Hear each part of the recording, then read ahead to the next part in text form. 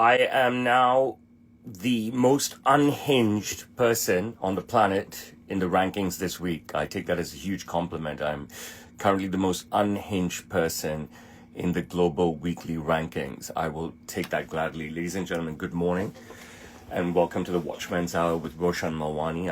I've ended a great week with, I think, the most repeated comment is this man is unhinged, and I'll happily take that.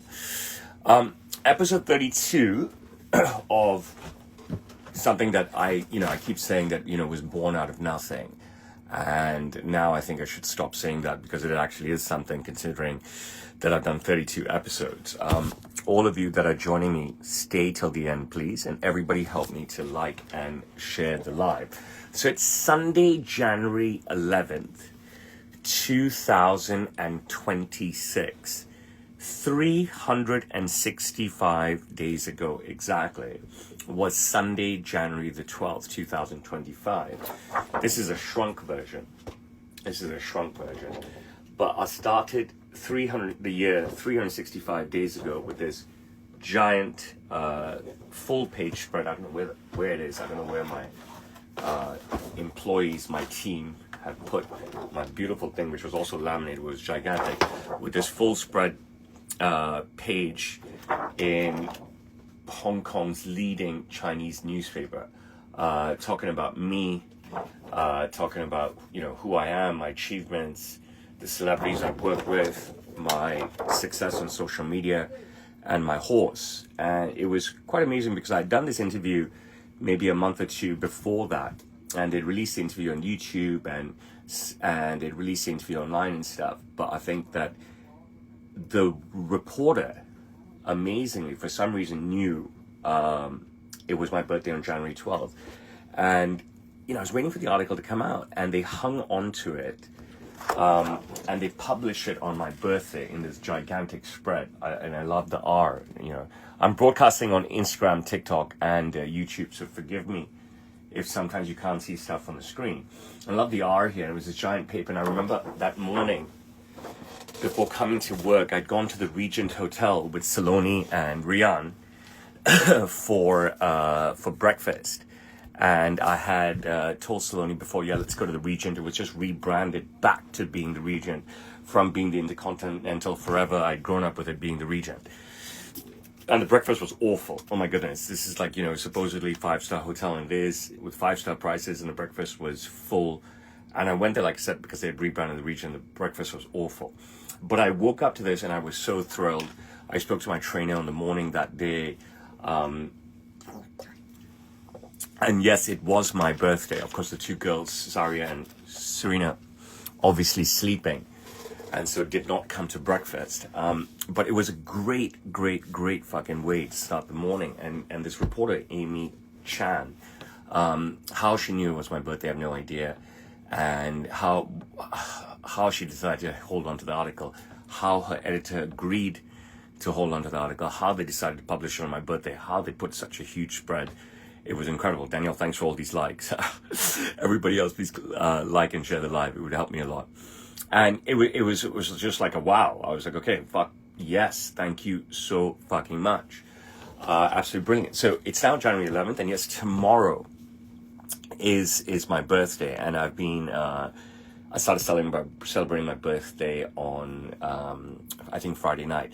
Now I don't know if you can tell, but I'm hazy as fuck. I have no idea why, but I've been sick fucking forever. And we didn't do a show last week because Karma ran, and so we did a show 2 weeks ago. That was episode 31.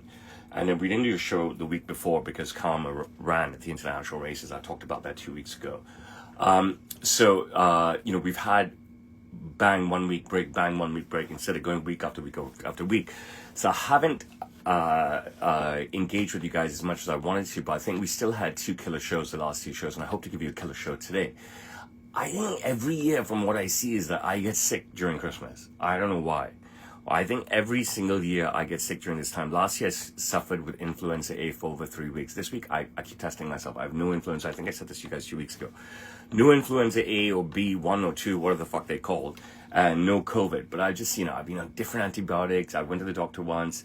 I engage with the doctor over WhatsApp and stuff, and I just, fucking, I'm taking different fucking syrups at fucking night, taking different pills, tons of ibuprofen. I just cannot get well. You know what I mean? Took off working out, back onto working out, took off dieting, back onto dieting. I'm the fattest I've ever been in I don't even know how long. I keep saying 2015. And stuff, and it's just been like a yikes. And everyone said around and says, you don't look fat. I'm like, yeah, because I'm usually so goddamn lean, but believe me, I'm so fucking fat, and I cannot even do, no matter what I try, I don't even know why the weight is staying on. I just need to be so well. What did we accomplish? Now, I didn't do a reflective show 2 weeks ago because I wanted to really focus on karma and having made the international races. But I want to thank from the bottom of my heart really two people who are on this live stream right now. One is Danielle, and she lives in Montreal, Canada. And the other is Lisa, who lives in Glen Burnie, Maryland, okay? And they have been so good to me. I don't know how they discovered me. Honestly, I keep asking them this. How they discovered me online. I think it was maybe 6 years ago, 5 years ago, whatever it was. I think so basically COVID started in 2020. And Hong Kong completely shut down its borders. So they've been with me 2020, 2021, 2022, 2023, 2024, 2025. They've been with me 6 solid years, okay? 6 solid years they've been with me, and it's it's just quite incredible. They've made so many offers to me, great. But more than their patronage during a very, very tough time during COVID, when we had, virtually zero walk-in visitors, physical visitors, right? Is that I wouldn't say that they were the building blocks or the foundations of my success during live streaming every day, but they were definitely pillars that, that built themselves up along with me throughout my entire journey here. I mean, it has just been incredible, these two women, right? My most viewed videos, of course, are the side-by-sides with a client, right? Across every platform, they're the most viral videos and stuff. But what I've always said, and what I've said to reporters all the time, all my media interviews, is that, I put out such a varied amount of content. And what I will pat my back about is my consistency, okay? Not just over the last year, 2025, but just like always, like without a doubt, day after day, I have just been exceptionally consistent. Now I feel cold. I just took the jacket off and I'm freezing. I put the jacket off and I'm warm. I have been so consistent, okay? And it's not like I've given you high quality edited content. I always talk about this. I've given you high quality creative content, okay? If you look at the breadth of content that I do, it is just, I always say there is no content creator like me based on the breadth of content that I give you. Let me give you an example. Just yesterday's video that I posted is, I'm in the parade ring, okay?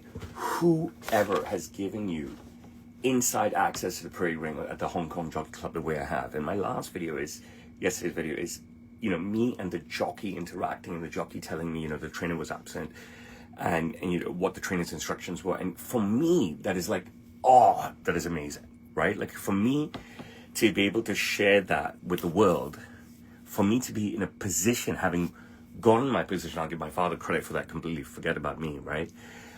He's the one who helped me to become a Jockey Club member. He's the one who helped me to purchase a horse and stuff. But for me to get into that position and broadcast it to you guys is like huge. And what I'll continuously pat my back on is that every single day I post a unique video, at least one unique video across every platform for my viewership. And I've done so let's say day after day, week after week, month after month, year after year, even before I was live streaming, even before COVID, and as soon as they allowed short video to be posted, I keep saying this, end of 2018 with TikTok, I have just been so fucking exceptionally consistent and quick and dirty. And I learned this term quick and dirty maybe a year ago and stuff. Someone told me something on LinkedIn, quick and dirty. And I was like, I found it disgusting what he said. And, I rebutted him in a very nice manner. And he said, no, quick and dirty means you just shoot it on your iPhone and you just put it out. You don't hold on to it. You don't edit it. You don't add bullshit, this, that. It's just quick and dirty. Danielle, thank you so much for helping me to build up the TikTok audience over here. This is a new TikTok account, a bare TikTok account, my 11th TikTok account. Banned so many fucking times. Absolutely fucking sucks. No viewership. But every time I've been banned on any and every platform and lost my account, I've built it back through content. I've been consistent in platforms that change constantly. Algorithms, trends, audience expectations, they continuously change, they continuously shift. There are articles about that, there are discussions about that. I don't even understand any of that shit, nor do I give a shit about any of that. These changes in algorithms, chasing viewership, chasing audiences, giving what the audience wants. The fact that I create everything myself is another pat on my back. The fact that I just put out what I want to put out based on what I'm feeling, okay, is a pat on my back. And why? Because, like I said, I don't, I've had so much advice, the package hate or the true advice or the whatever advice, you know what I mean? Like, I just do what I do and I get millions of fucking views. I just do what I do and I get millions of views day after day, week after week, month after month, year after year. I put out what I want, quick and dirty, and I get the views, okay? New viewers, old viewers, stuff that pops up. People say, shit, I haven't seen you in my feed forever. I don't even give a shit. I appreciate all the attention that I get so much, right? But I don't chase and I don't change, okay? I don't even think, all right? I just go boom every day. This is what I want to put out. And it amasses views. And it's great. And to me, it doesn't matter if something gets 6,000 views or 6 million views at all. You know what I mean? I'm going to put out what I want to put out. Now listen, I'll explain something to you. Honestly speaking, right? I'll be honest with you, and I always tell you how brave I am and stuff. And I'll tell you what I fear, because it's happened to me so many times and in the worst situations, right? The bans. If I never got banned, all I would do every day, probably, okay, is put out these side-by-side videos where, you know what I mean? Like, I'm absolutely fucking violating the client while showing off their suit. Those get the most views. And if I wasn't constantly being banned and stuff, and these bans, they lay so heavily on your head when it happens, right? Unless you go through it, where, someone cuts your legs off on something that you have just put so much into, you cannot understand the feeling, right? And I've had 24-hour bans, 48-hour bans, 72-hour bans, 6 months bans, 1 year's bans, forever bans, okay? And it hurts like fuck, right? And if I didn't have that hanging over my head and my heart all the time, right? And I always say, oh, I'm so brave, right? I just continuously to put out these violation videos, okay? And there are so many of them over the years that have never been put out. And the client, I've said this all the time, the clients are so sad that it doesn't get put out and stuff. Anyway, but the fact that I consistently put out a unique piece of content every single day, and it's real life content, it's not garbage, it really distinguishes me. I'm not going to put down anyone, I'm not going to compare myself to anyone, I'm not even thinking about comparisons, I'm not even thinking about anybody, but that is what I do, okay? And that's what I respect about myself, and that's what I like about myself, and that's what the people who really know me recognize me for, that no matter what, they will wake up, wherever the fuck they are in the world, they will wake up wherever they are in the world, whatever time cycle they're on. They will wake up and boom, I will appear on their feed, and it will be a new video every single 24 hours. That says a lot about me. It says a lot about my hard work. It says a lot about my drive. And it's a remarkable achievement based on the fact that there's discussions everywhere across the last 6 years, 5 years, 4 years, 3 years, 2 years, 1 year. And as we narrow it down, right, from the 6 to the 5 to the 4 to the 3 to the 1, there's so much chatter and so much discussion about algorithms and views and putting this out and chasing and hashtag. I don't know what the fuck any of this stuff is. You know, people tell me hashtags are so important. Now people use AI, whatever these AI things are. You know what I mean? Grok, Gemini, ChatGPT to come up with something great and stuff. But I couldn't give a shit. You know what I mean? I've always had to use my hashtags to put out what I want, and that's basically it. And I'll keep doing me, and you'll see that consistency, and you will see that nobody gets fed up of seeing this stuff, because I don't know what the fuck is going to come out of my mouth. And it is quite remarkable, and you know, that continues throughout 2025 with so many different other sprinkles of incredible content. And the thing is that honestly, like, I mean, this is not ego, this is reality. It's like I could just broadcast all day, every day. I'm not saying that people won't get bored or whatever. What I'm trying to say is that there is so much content that I could create. There's so much content that is in my phones that I'm just unable to release because there's so much, right? I'm just a content generating machine. You know what I mean? Like, you know, I could, like, you know, if we move away from what I'm already putting out, I could video every consultation with a client if they allowed me, right? I could live stream every consultation with a client if they allowed me. I could live stream every team meeting, video every team meeting, whatever, you know, just have the thing going and stuff, right? And, you know, so many different things happen in my life that it's just unique, it's different, it's cool, it's insider stuff, it's business stuff, it's emotional stuff, it's achievement stuff, it's like wow stuff. I mean, I could go on and on and on. And that is when you say to yourself finally that, hey, maybe I need a team. Now, everyone asks you, a social media manager, why not this, that?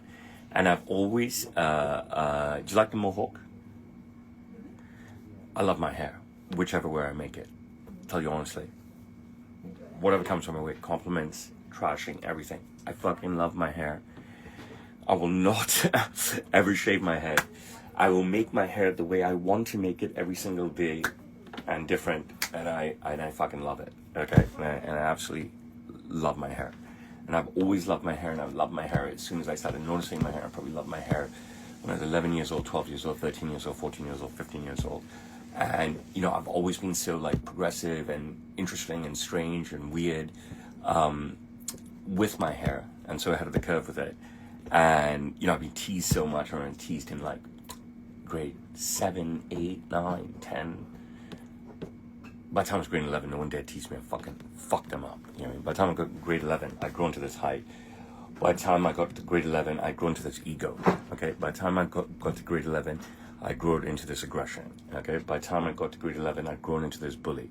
By the time I got to grade 11, I'd grown into this hero. Right? So that was the mindset, and the start of the mindset, and the development of the mindset, and the self-development of the mindset. By the time I got to grade 11, I had my first girlfriend. Right? Was it grade 11? Yeah.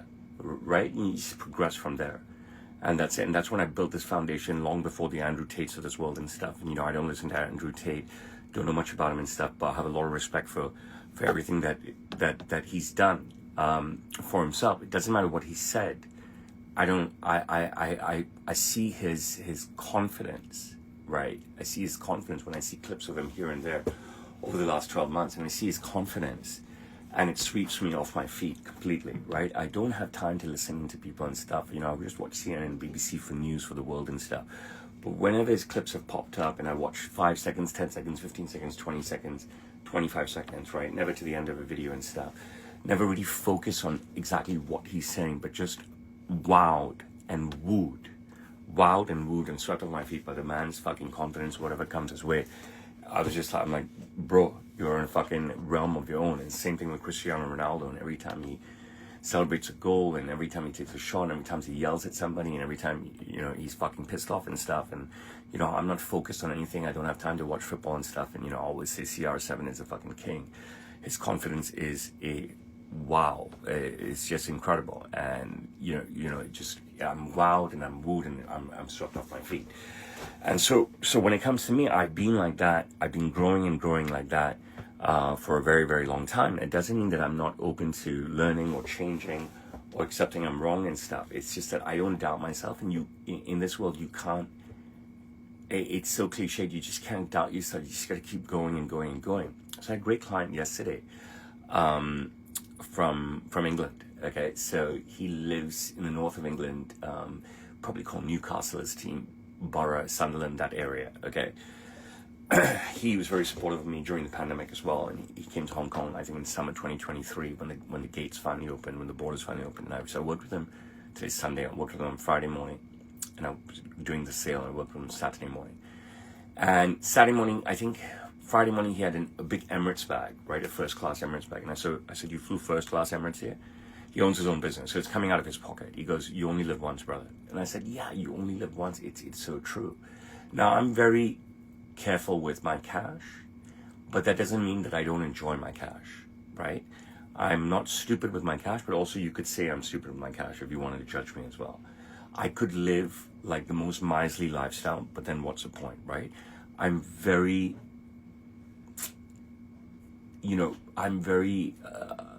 like worried, not worried, I don't know what the right word is. I'm very cautious. I need to have a lot of cash for my kids. That's what I believe, right? I always say you bring kids into this world. Yeah, I need to have a lot of cash for my kids and stuff. So I'm wary of that. But I also got to enjoy my life, and I also got to spoil my children. I also got to show them so many different fucking things, right? So it's a very hard balance, because you're balancing 24/7. It's not just you spending the money, right? But it's Saloni spending the money, Serena spending the money. It's not Saria spending the money, but it's me spending the money on Saria. It's not Rian spending the money, but it's me spending the money on Rian for their needs, for their wants, right? And they're not very spoiled, and they're not going out and doing stupid shit, but they're still very, very young. So, the judgment will come soon. Very, very, very, very soon. I guarantee you that. But, I want to teach my kids about wealth, and I want them to be cautious about wealth. And I'm trying very hard at this early age, rather than just masking everything from them. I'm going to be 49 years old tomorrow, and my father still masks virtually everything from me, lies to me, does, weird shit and stuff and whatever.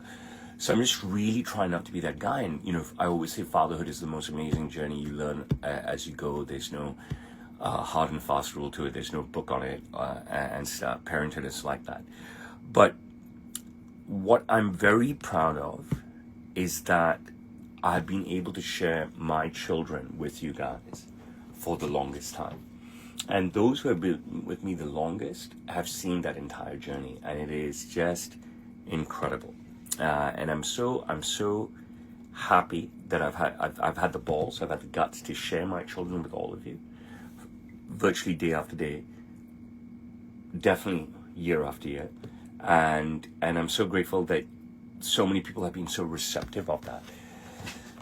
And I always say with Rian, especially, any person that meets this guy anywhere that he goes on the planet, forget about me, everybody knows this kid.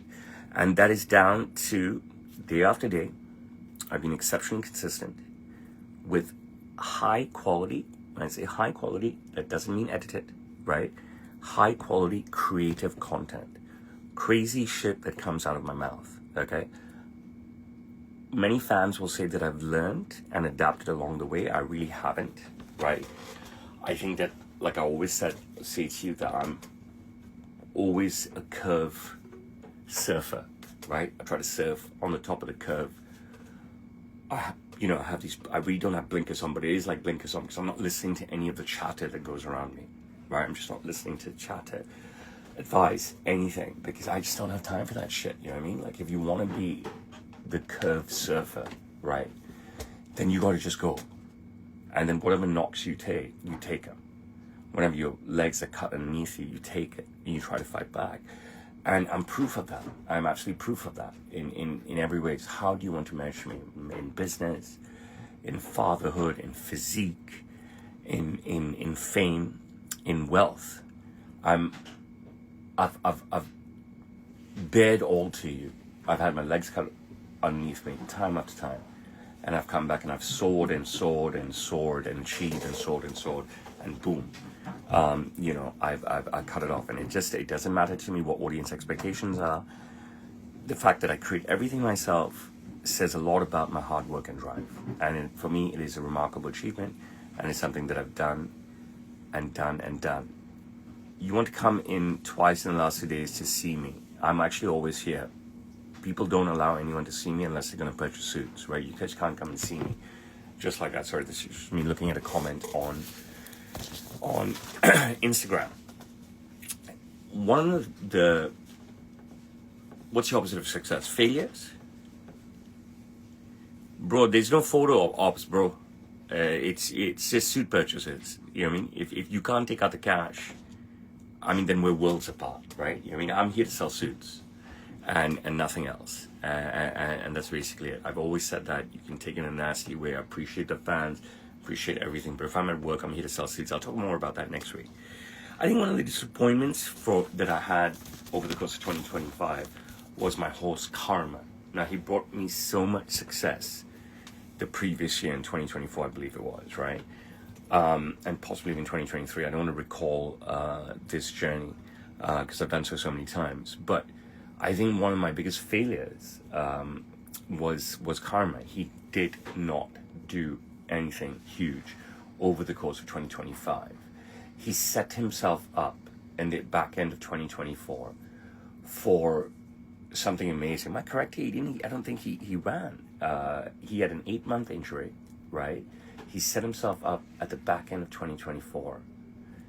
He got into group racing. He had 6 chances, whether they were group race or cup race back 2024, and he lost them all.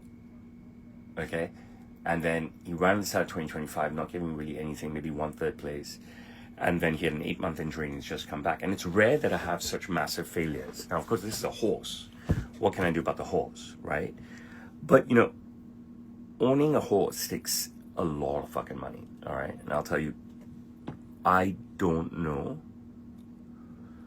if I would have wet myself in this journey if it wasn't for my dad's partnership in all of this, okay?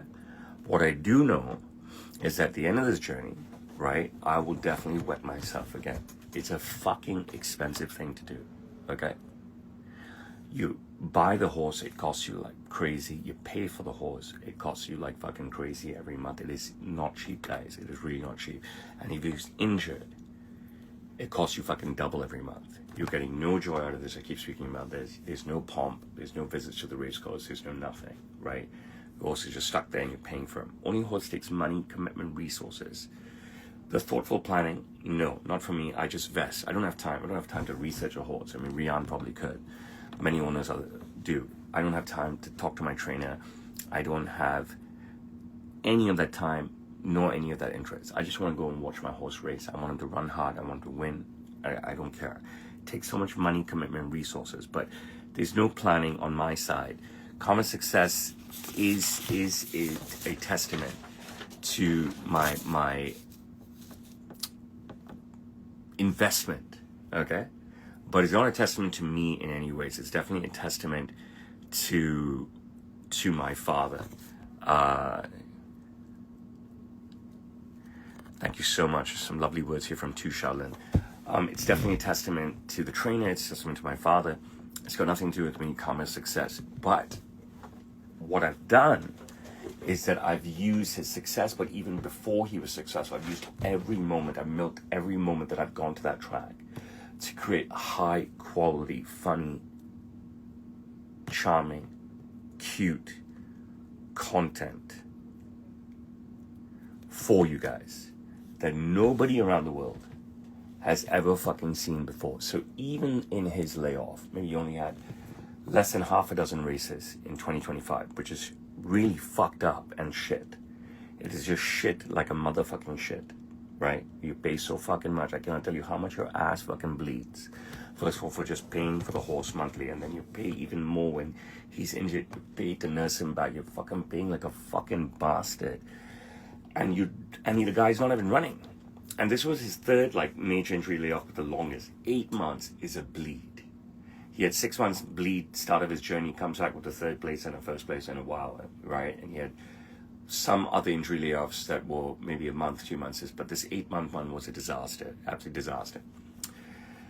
But, you know, even at the end of the 8 months, the fact that he ran at the international races, okay, one of the biggest races in the entire fucking calendar of world racing, right, is luck like a motherfucker, right? He runs on the undercard. Talked about this 2 weeks ago. It's luck like a motherfucker. So I would say that yes, we turned it around somehow, and got onto the undercard of the biggest race of the year. And how did we do that? I don't know. You know what I'm saying? But I think it is just me,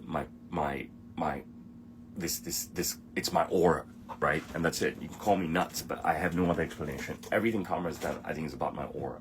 Okay, it's absolutely about my aura what this horse has done.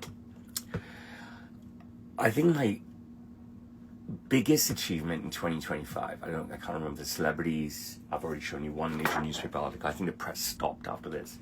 I generated so much press before. How much can the press keep come and talk to me about? Right? What are they going to come and talk to me about? I haven't done anything different. I've just stayed relevant. The press should really come and talk to me about. People should interview me. The press should interview me. Other creators should interview me. Podcasts should interview me. Everyone should interview me. It's like, bro, how the fuck is it that you are not a CR7, right? You are not a Cristiano Ronaldo, but you have managed to stay fucking relevant day after day, year after year. How do you keep it going, right? Everyone should come and talk to me about that, okay? You know, I'm like a Rocky Balboa who just gets beaten and just stays and keeps swinging, and that's that. And is this ego? No, it's reflection, and it's the truth. It's absolutely the fucking truth. I think that the fact that I got this Lechco tour at the end of 2025, I think the fact that I videoed for 2 candidates and both got elected, I think was huge again. I don't think there's nobody in Hong Kong broadcasting Hong Kong politics. These tiny bits of Hong Kong politics, genuine bits of Hong Kong politics, tiny bits of Hong Kong politics, broadcasting it the way that I do. And this happened again at the back end of 2025, and it's good to tick boxes, right? It's good to tick boxes, and at the end of the year, you tick that government box, you feel fucking great. Look, I did something again for the government. Okay, so I'm still relevant. They're still there thinking about me, or I'm suddenly on their minds or something, or they have some trust and faith in me. Whatever the fuck it is, it's about trying to throw things out and hoping that magic happens to you. And now that the Let's Go election's over and everyone's sworn in, I'll find time to put out content of me actually inside the chamber. So part 2 of what I put out at the back end of last year. But without a doubt, without an absolute doubt, my biggest achievement of 2025 is my son, Rian. Okay? This motherfucker really came to the fucking show. Okay? So if we go pre-2025, right? So much broadcast about Rian, his cuteness, of course. Me making him suits and his cuteness, of course. But his biggest attention was his cricket, right? Now, today I'm actually going to go to Rian's cricket match for the first time this season, okay? Because all the matches have been on Saturday. I've explained this before, and my dad has become much older very fast, and I just do not want to allow him to have to open the shop in the mornings and not me, and then leave for hours on end, which is what I was doing throughout Rian's cricket career, and that's why I was broadcasting so much cricket for Rian. Now, Rian had a huge injury at the start of last year, okay, which kept him out for cricket for over 3 months, okay, and he injured himself in cricket training, right? He was playing for his club, he was playing for his school, he was playing for Hong Kong underage, training with Hong Kong at his age group. Now he is only, and then he came back, and he was, I don't know if he was disinterested with cricket. I don't know if he was demoralized by his injury. I don't know, because he's so young. He's not someone to open up about his feelings, especially at that time. But after his injury, he's played a lot less cricket. And after his injury, he's diversified himself by playing a lot more soccer, okay? And today's match, the first time I can actually go and see him play. I mean, I could have gone and seen him play every match. But today I'm going to see him play because it's Sunday and the match is at 1 p.m. Okay, so it's the first time I'm going to watch him play in person this year. And let's see what happens. And I really fucking hope that this motherfucker kills it. But what he's done since his comeback from injury, and what he's done since starting the season in September, is that he's only playing under 15. And the matches are few and far between. Thank you, Mira, for all the noise. It's like, wow, it's 2025. Jesus. 2026, excuse me. See what I got to deal with, right? There's no evolution in these guys, right? The rest of Sam Taylor. The only one evolving, this is proof in the pudding, right? The only one evolving constantly is me. The only one who's holding this business together is me because of evolution. I mean, I'm surrounded by fucking Neanderthals. I'll say it again. The only one that's kept this business together throughout all these years is me, because I'm surrounded by Neanderthals and this business would have died if it wasn't for me. And that's pretty much it. Danielle, I think you can take your finger off the button. You've done enough for me. Just sit back and relax on TikTok, Danielle. Don't sweat me at all. But yeah, so Rian, because he is now only playing under 15s, and because he's not good enough for under 17s, and because he probably doesn't even give a fuck anymore, and he doesn't. He really doesn't. And that has a lot to do, the fact that he doesn't give a fuck about his cricket anymore is completely to do with his club. Okay? And over the summer, and I did not say this at all during the year, he was adamant that he wanted to quit cricket completely. And he was just like, I'm done with this club and stuff. Now, he came back, and I told him, I've already paid for your training. And there's, I think, X amount of sessions this season that were owed on the previous season. So I hadn't paid for September yet. I said, the club said, I've been in this club forever. And I said, look, I paid you. He was injured. He was injured playing cricket. You must give me back the sessions that I paid for. So I think they were like 14 sessions. And I said to him, you go when you want to go. You don't go when you don't want to go. You play a match if you're selected. You don't play a match if you're not selected. But just go. Please finish for Papa. Please finish the 14 sessions that I paid for. And my wife had said the same thing to him, right? His mother had said the same thing to him and stuff. But he was adamant that he was done. So he did go intermittently and finish those 14 sessions. And he was picked for some matches, and he wasn't pleased at all with his role, okay, at all. And he wasn't pleased with the level of respect that he was given. But that was the same thing, I think, that he had endured for the last couple of seasons. The level of respect that he was given had diminished a lot. Whereas much early in his playing career, especially when he was playing under 11s and 13s, at the start of under 11s and 13s, he was very well respected. He was opening the batting for both sides virtually every time. And opening ball, when I say opening ball, probably first means somebody else takes the first ball. Sometimes he would. Somebody else takes the first ball, the first over, and he would take the second over. Okay, so not even first change bowler, right? Like he would be part of the opening too. And this new coach came in at KC. His old coach left, and his new coach came in. I don't want to call any names, but completely tossed him. Stopped him from bowling. Stopped him from batting him number 11. Don't know why, right? But this guy put in years and years. He's 13 now, put in like years and years of solid cricket. So, playing under 9s, playing under 11s, playing under 13s, right? So let's say he started playing in the 7s, so, and let's discount that year. Let's say 8, and you can discount. I don't know what the fuck you can do. But I know he had 3 solid years at under 11s and a number of solid years, maybe in 3 solid years under 13s. And he was so disrespected that he lost interest in the game. And this is completely down to two people. One is the new coach that they brought in, okay? And 2, it's down to the hierarchy at the top, the director of cricket at the club and the head coach of the club, who had been there forever, who had been there since Rian was a baby, okay? Completely disrespected him. Their own person. Rian is an actual member of the club, right? He's not like someone who just trains for the club and stuff. He's a full member, a real member, a born member, but he's given absolutely no respect. And when he was much younger, he didn't understand that. But he suddenly, you become 12, you become 13, and then he says, hang on a second. My dad's been a member of this club his whole life. My grandfather's been a member of this club since 1976, okay? There are people who are in the program that are not members of Carlton Cricket Club at all. They're not members of Carlton Cricket Club. Their parents are not members of Carlton Cricket Club. They're fake members, partial members, trying to be members, robbing members, illegal members, raping members. Unless you understand the system there, it's very hard to understand what the fuck I'm saying, okay? Cheating members, like trying to leverage off, not pay the entrance fee, trying to play for the club, and trying to, be part of the club by not paying, but be part of the club by playing, okay? So Rian, and I had many battles with the hierarchy much earlier, and then you know what, I just backed off. I was like, these guys are so full of them fucking selves. They're fucking stupid and stuff. And I told Rian many times before 2024, and I told his mother as well. I was like, and I think I've discussed it. I said, leave this club, go to any other club, okay? Because in life, I'll tell you something. You look at Formula One, right? Even if you're the billionaire's son, right? Lance Stroll or whatever the fuck his name is.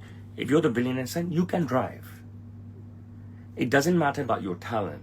It's also about other things that you bring to the table, okay? It's not only about talent. It's also about other things that you bring to the table. I think the biggest stupid, dumb fuck, puke on yourself thing that the Calvin Cricket Club could do is, go head to head against me and stuff and not, embrace me, and I was willing to do so much for them. And they're fucking stupid. So Rian gets to a stage in his cricket career and realizes, Jesus Christ, we've got a fucking trophy in the cabinet here that we've donated. We've got our own fucking tree. And, these robbing, cheating, fake fucking people who are not even fucking members of the club are bowling ahead of me, batting ahead of me. Fuck this. All my commitment to this has been a waste. All my father's commitment to this has been a waste. And it's the truth. But that doesn't mean he should be disenchanted with the game.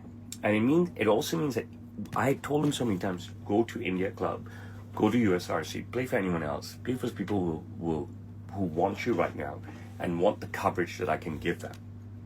Okay? And he said no. And I said, look, Haaland left Dortmund. I kept giving this example. Haaland left Dortmund and joined Man City. You know what I mean? So since then, this is how far back it goes. Haaland left Dortmund. Make the transfer. No, I won't play KC. I won't play for KC. I won't play for KC. Stupid. Even if he went to one club, right? So he went to India Club or USRC or whatever it was, right? And then they treated him like a king because they got the coup of the transfer. And, I'm giving this as coverage. And then their ego sets in. And they're like, fuck this, whatever. And we'll go on talent alone only. Then you can move to another club, right? Keep moving. Use your father's leverage. And use the platform that you have. Keep moving clubs, right? And stuff. And keep being the guy based on who you are and who we are and what I have to offer. And once once if anyone decides, no, we want it's talent more, then fuck off then, you know what I mean? You know what I'm saying? I'm not in that type of person, into this fairness and whatever. I'm about what the fuck I can bring to the table. And I've always been like that. I don't give a fuck about fairness, talent, this shit, that shit. I give a fuck about who the fuck I am, what the fuck I'm paying, what the fuck I've put in, what the fuck I've done, and what the fuck I bring to the table. Okay? And if you can't respect that, and if you can't play that game in this era, come on. The world is so evolved. Jesus, give me a fucking break. If you don't want to play that game, then fuck off. Because there's so many other people that want to play that game. And in Rian's naiveness, and his mother's naiveness at that time, okay? They miss out on that chance, okay? And you can't look back because I've always said, it's no point. But I'm actually giving you a very revealing story that they never gave to you before.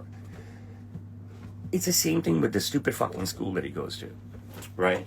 Which is the school that I fucking went to. And you guys know, if you listen to me a while, I think the school is so fucking stupid. It's incredible how stupid they are, really.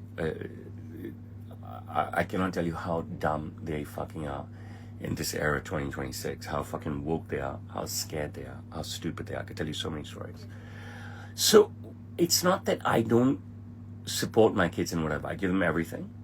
But I said that I said at one point in Rian's cricket journey, I said at one point in all three of their journeys with the school, I told them and I told their mother, I said that, you know what, I've warned you everything, I've given you everything, now you're on your own. I'm just here to pay.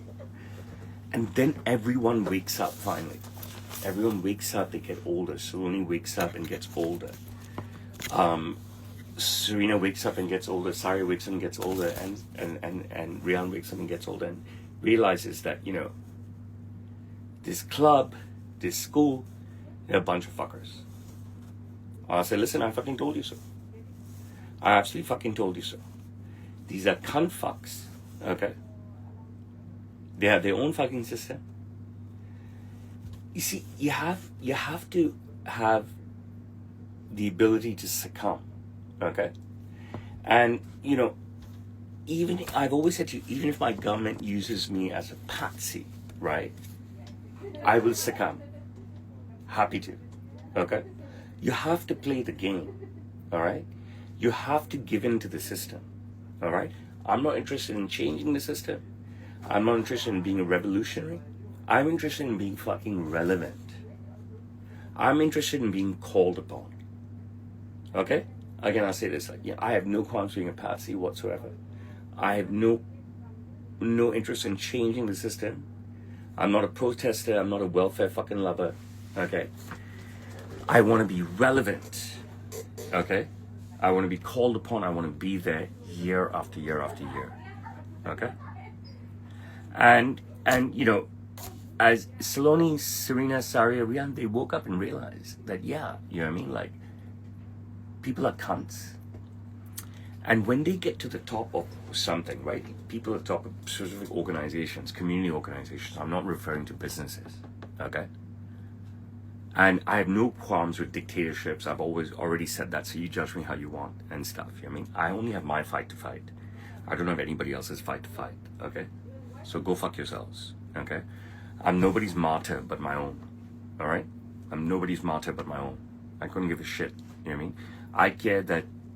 I care that the United States bombed Iran, even though I don't know anything about Iran, right? I care that they bombed Iran because Iran and China are friends, right? And I need to live here. I need to grow here. I need to be successful here, okay? I care about him going and getting Maduro because Venezuela and China are friends, and I'm here in China. You know what I mean? This is the fucking safest place for me to be right now with all the crazy shit that's going on in the world, right? I'm vested in China, okay? I have no I have no fight in anybody else's fight. I don't have any morality whatsoever, okay?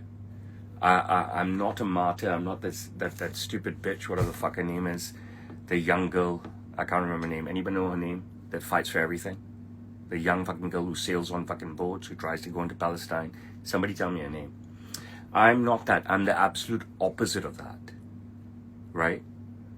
I'm only going to be a martyr for me if I have to be.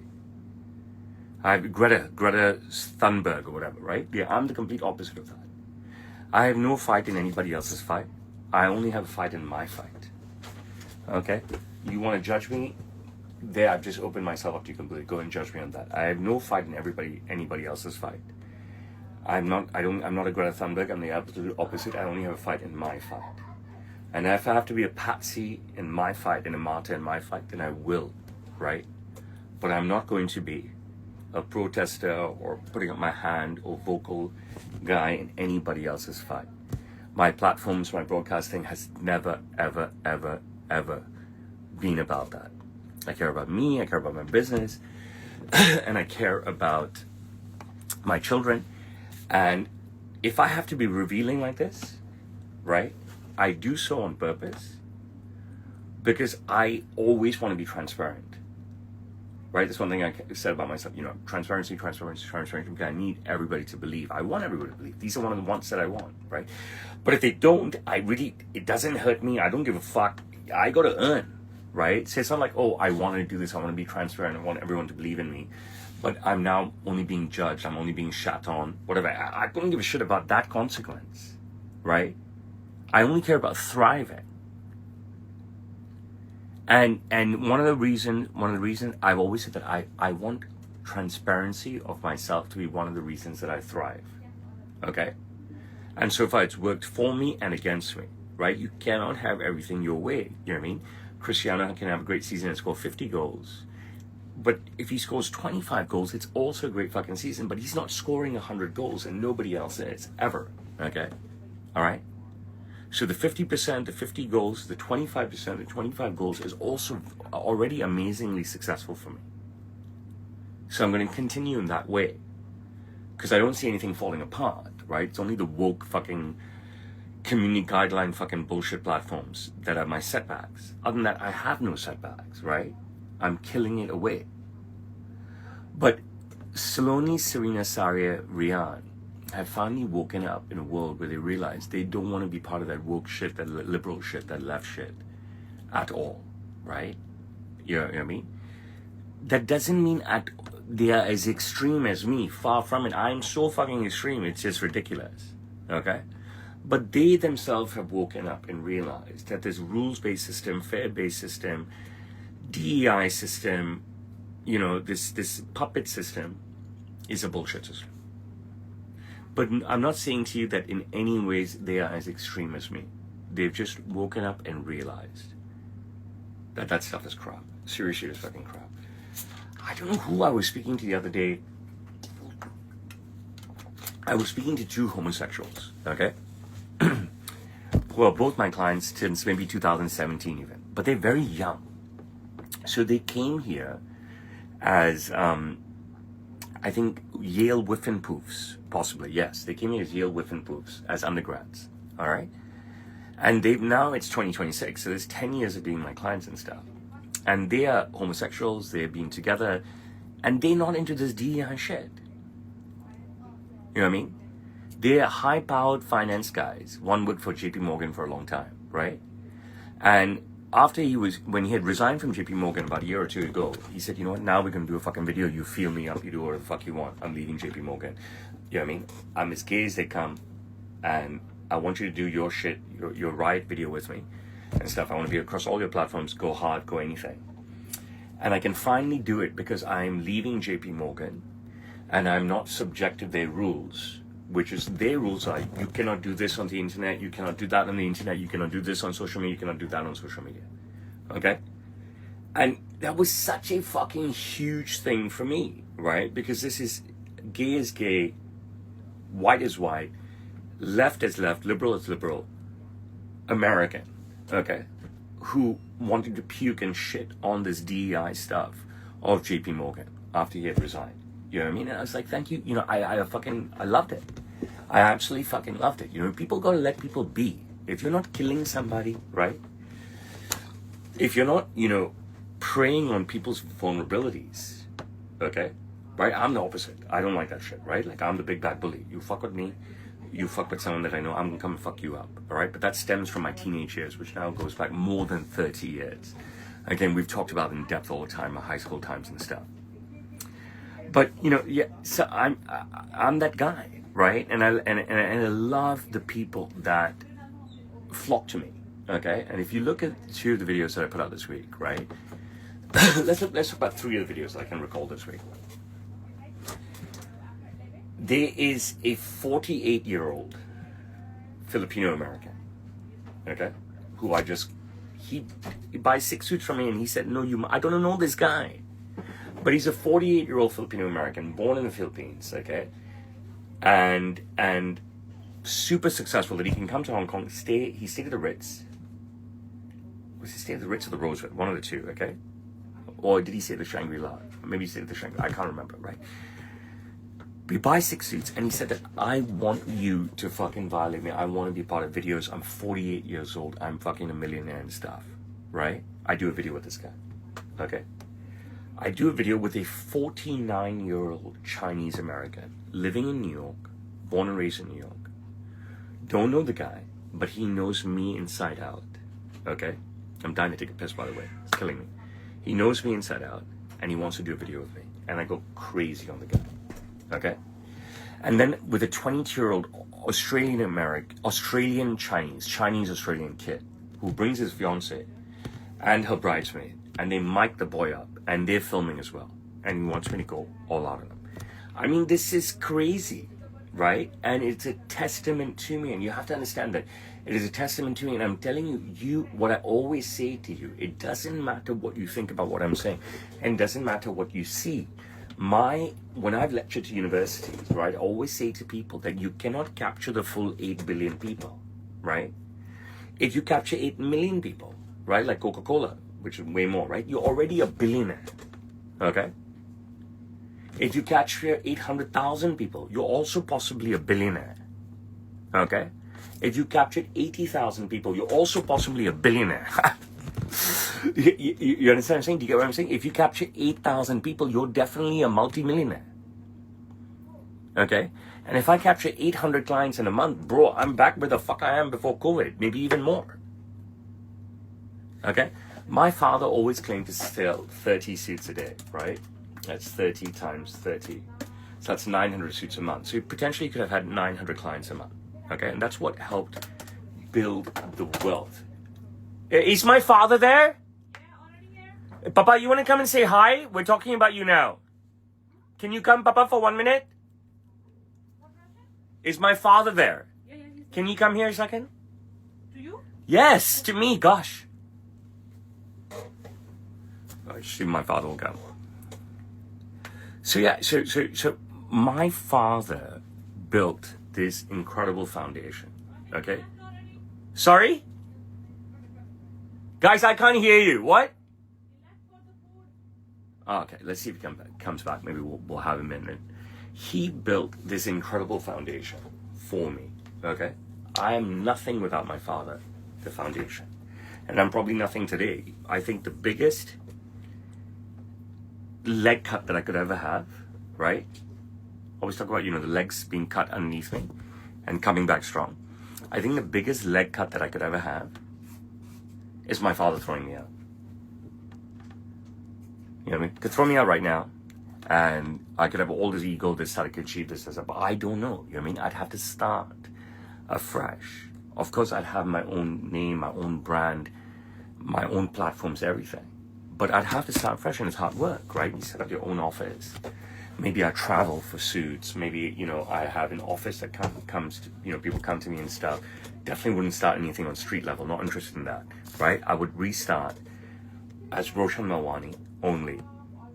And work not out of a shop, a ground floor shop space. I'd work out of an office space. I'd work on mail order. I'd work on clients seeing me. Maybe I'd travel. I'd put together a team of smart people. Okay. And that's something like even 2 weeks ago and maybe 2 weeks before that, and for the last year, I've always told you, my mom always encouraged me to break out on my own. I had this conversation so many times. We shouldn't go in this direction, right? I'm never going to leave my father. I'm never going to leave my dad. I've never even thought to leave my father, right? I mean, no matter who has told me ever to go out on my own, I've never even had that consideration, okay? I've never ever this is now my 27th year at Sam's Tailor, I've never ever even said to myself, hey, do I think I should leave my father? Is that the right thing to do? Will I be more successful? Will I be more happy? I've never even thought that, and I've never even wanted that, okay? And when I talk about my kids, right, and when I talk about my dad, right, it doesn't matter if I tell you, because I'm being transparent with you and stuff, right? Doesn't matter I tell you my dad's a dick, my dad shits on me, this, that, whatever, right? At the end of the day, I am not stupid, and also you are not stupid, okay? At the end of the day, I'm not stupid, also you are not stupid. I'm here to be judged, it's fine. You know as well as I do, okay? I know very well. I will tell this to my kids today as well. I will say to you, it doesn't matter how popular I am, how aggressive I am, how successful I am, okay? I can only do what I do because I have this wonderful playground and foundation that my dad has created for me. And I always talk about being this, the bumpers and the mattress for my kids. My dad is the bumper and the mattress for me. I've just done whatever I've done completely thanks to him. You know what I mean? I would be nothing without him. And I'm not going to think about what I could have been without him and stuff. There's no point. But I've never, ever thought about branching out and leaving my father. I'm not even interested in that. I'm not even interested in that. I have so much. My father's given me so much. Of course, he can give me more, right? He can spoil me more, right? But I appreciate so much. And that's why I am so focused on Sam's Tailor all the time, okay? And that's why I'm so loving of my children all the time, wanting to give them everything. But I also know that, yeah, I'm fucking around like a motherfucker, thanks because I have the safety platform of him. I'm fucking around like a motherfucker because I have the safety platform of my father. I'm not stupid. I'm not gonna lie to you. I'm fucking around like a motherfucker, being aggressive, doing everything in business, doing all this shit. Crazy shit in business. Crazy shit in business that I do. Because I have the safety platform of my father. That doesn't mean I'm taking money from him to try and invest in something, taking money from him, trying to build something. No. I'm just doing me on my persona. I'm trying to make money off my persona, okay? There's no scam here from me. I'm building a real life product. I'm putting my heart into every client. So when people come and say, you want to take a photo, I'm like, fuck off, man. I'm fucking working. I'm working 24/7. I'm fucking sitting here doing nothing, right? But I'm able to do everything that I do thanks to my dad. And it is a wow. Doesn't matter how much of a dick he is, I know that I'm nothing without him. So, going back to Rian, he has to be my biggest achievement of the year, okay?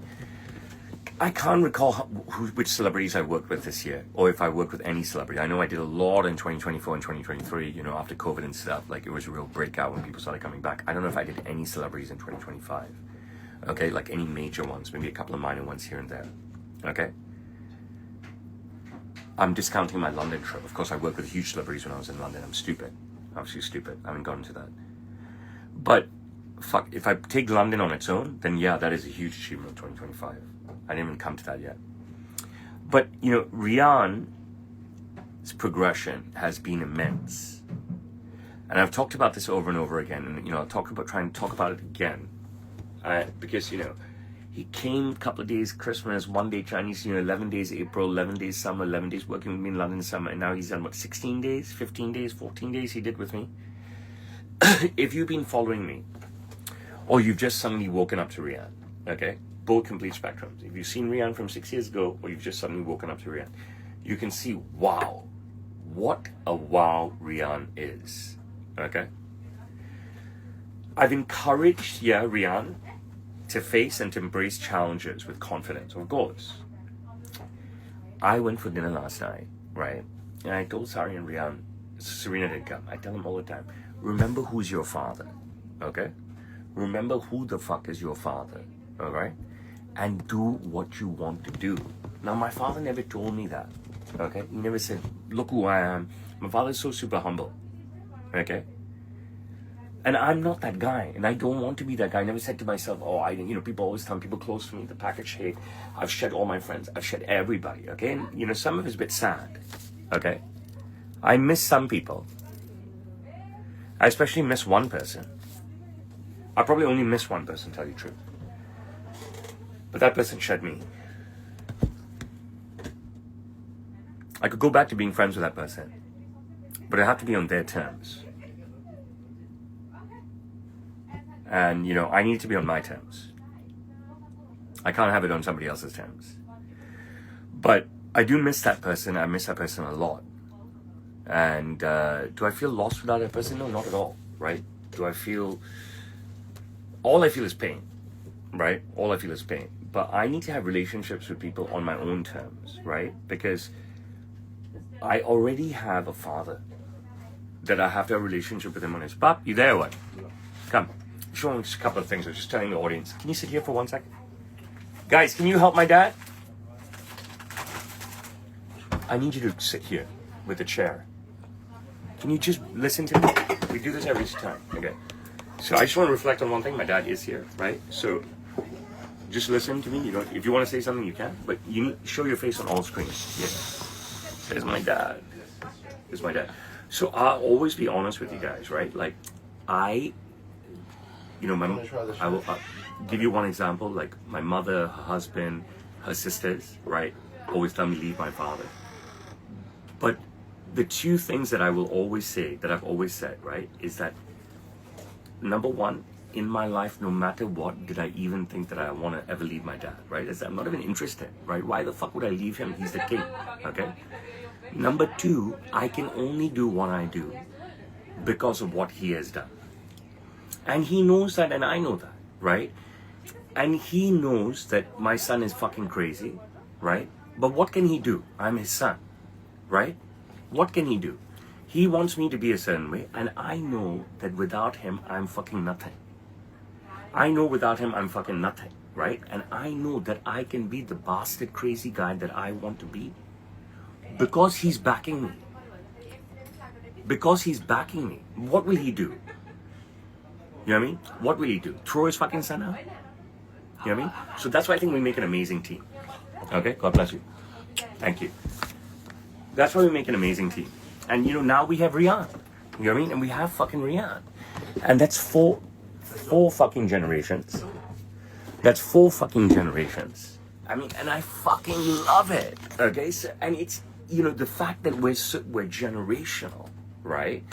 The fact that we're generational, right, is like a huge, massive tukka. In Sindhi, we call it tukka.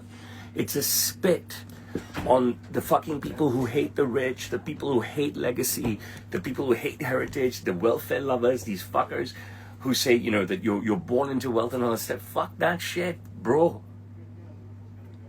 All these examples have come for 1,000 years, you know what I mean? When the king ruled the land, and even though his son was a douche, his son would be the king, this, that, whatever. I believe and buy into that so much. I believe and buy into that so much. And I'm so happy that I'm part of this generational business. I'm so happy that I'm part of this generational family. I couldn't even, I can't tell you how happy I am. And you can tell me that we're living in our own little bubble, and I will tell you it's okay. Okay? I left New York to come back here after NYU. I left London to come back here. I had an amazing time in London. Okay? Because I always said, even when I was 21 years old and 23 years old, okay? I will be 49 tomorrow. Okay? I always said, I said at the age of 21 when I left New York, and I said when I left NYU, and when I said at the age of 23 when I left London to join Sam's Taylor, and now I'm 49 years old, I did not want to be, I wanted to be a big fish in a small sea. I'm happy, okay? I'm happy being a big fish in a small sea, okay? Back then I said I want to be a big fish in a small sea. I don't want to be a small fish in a big sea. I have no qualms about saying that. You can be the big fish in a small sea and you can eat. All you need to do is eat. Yes, of course, I want to be a billionaire of billionaires. Who doesn't? I know some people don't. They can go fuck themselves. I couldn't care, but I'm not fixated on it at all. Never have been. Never, I have a friend that shed me that always says that you can be doing so much more. You know what I mean? And I said, what more do you want? You know what I mean? Like, and this friend that shed me said that create more generational wealth. Create more generational wealth, which is a great advice. Yeah, to create more generational wealth. But I don't know, like, I don't want to sell my soul. Okay? I want to enjoy being me, and I'm having the best fucking time, and I'm already fucking entrapped so much by my dad, you know what I mean? And my uncle, Jesus fucking Christ, you know what I mean?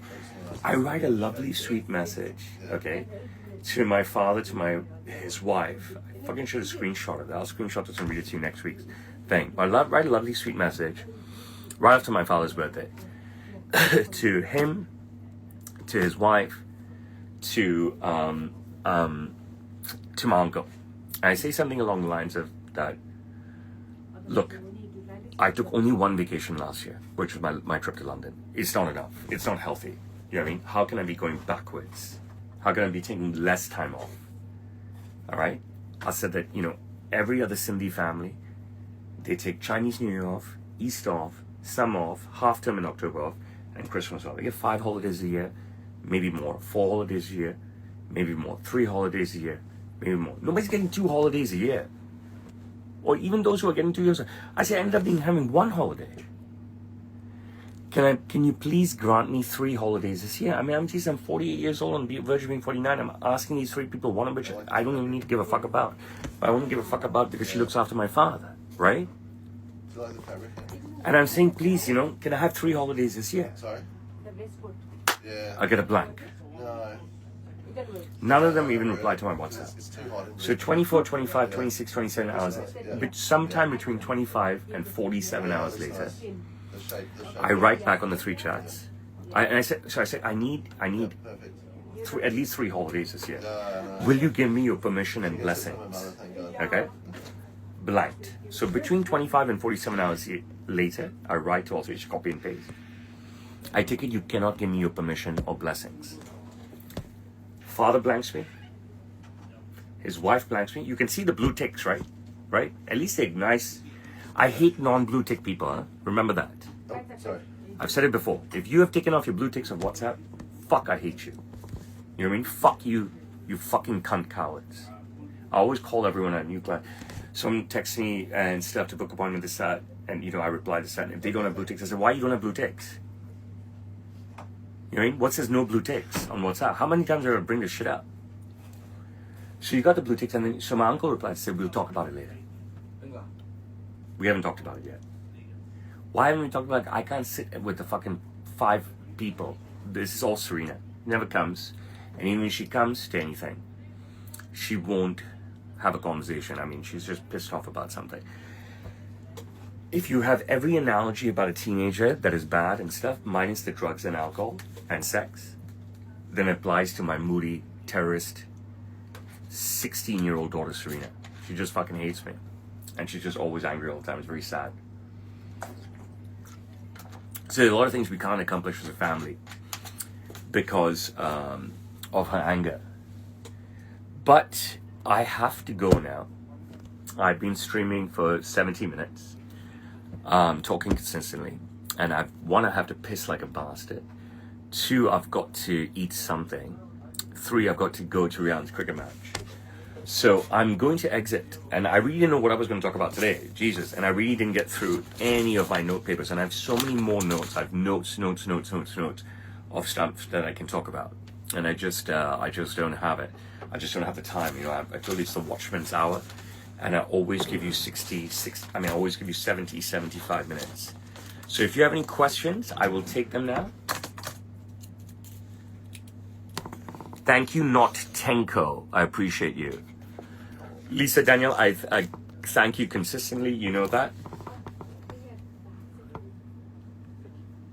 Hello, DD5630. Hello, Will Mac Daddy. Hello, Delph. I said hello to you all already. If there's any questions, I'll take them. If not, I'll go. Okay, it doesn't seem like there's any questions. Thank you, Daniel. Yeah, what a monologue, huh? I just went on and on and on. So first, let's end this stream on YouTube. Thank you so much. And then let's end this stream on TikTok. I really have to piss, so I'm not going to stay for a little while longer. Thank you so much, everybody. Sad that you didn't have questions for me. What jersey do I have on? Look. This is the jersey that I have on. Let's say bye to TikTok. 2 weeks, perfect. Okay. What did I mean by a big fish in a small sea? Well, that's another huge conversation. Do you really need an answer to that? I'll give you an answer to that. What I mean is that I'd rather be someone already known and wealthy in a smaller environment than me being someone like not known, not wealthy, starting on its own in a bigger environment. I'll touch more on that in my next monologue. I'll try to. But right now, I have to take the piss of the fucking year. God bless you. And if you didn't get to see all of the stream, you can watch it because it's going to be posted everywhere. Thank you.